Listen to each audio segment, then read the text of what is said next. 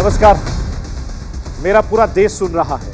राष्ट्र की आवाज 130 करोड़ लोगों की एक ही आवाज, आपके साथ मैं हूं सरफराज। देश के प्रधानमंत्री नरेंद्र मोदी ने आज उत्तर प्रदेश के ग्रेटर नोएडा में वर्ल्ड डेयरी समिट 2022 का उद्घाटन किया। इस खास मौके पर उत्तर प्रदेश के मुख्यमंत्री योगी आदित्यनाथ, केंद्रीय पशुपालन मंत्री पुरुषोत्तम रुपाला भी मौजूद रहे। शाम तक इस डेयरी समिट में गृह मंत्री अमित शाह ने भी शिरकत की।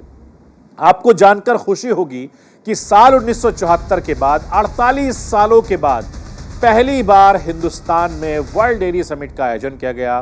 12 से 15 सितंबर तक चलने वाले इस डेयरी समिट में 50 देशों के करीब 150,000 प्रतिनिधि हिस्सा ले रहे हैं। 4 दिनों तक चलने वाले इस कार्यक्रम में 24 सत्र होंगे। इस वर्ल्ड डेयरी समिट में 91 देशी, विदेशी, 65 भारतीय डेयरी विशेषज्ञ डेयरी उद्योगों से जुड़े इनोवेशन पर अपने विचार रखेंगे। इस सम्मेलन में 800 से ज्यादा डेयरी किसान भी शिरकत कर रहे हैं। वर्ल्ड डेयरी समिट को संबोधित करते हुए हिंदुस्तान के प्रधानमंत्री नरेंद्र मोदी ने देश को जानकारी दी।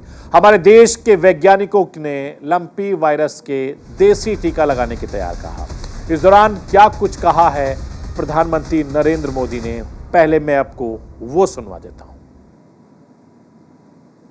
देश में एक संतुलित डेयरी इकोसिस्टम के निर्माण पर है।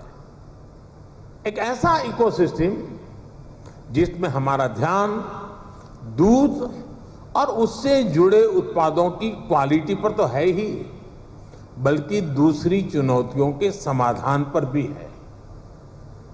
किसान को अतिरिक्त आय, गरीब का सशक्तिकरण, स्वच्छता, केमिकल फ्री खेती, क्लीन एनर्जी और पशुओं की केयर, ये सभी आपस में जुड़े हुए हैं।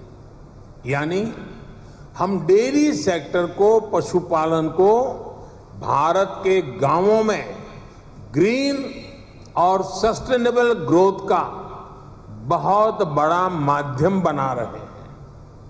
राष्ट्रीय गोकुल मिशन, गोवर्धन योजना, डेयरी सेक्टर का डिजिटाइजेशन और पशुओं का यूनिवर्सल वैक्सीनेशन, इसी दिशा में हो रहे प्रयास है।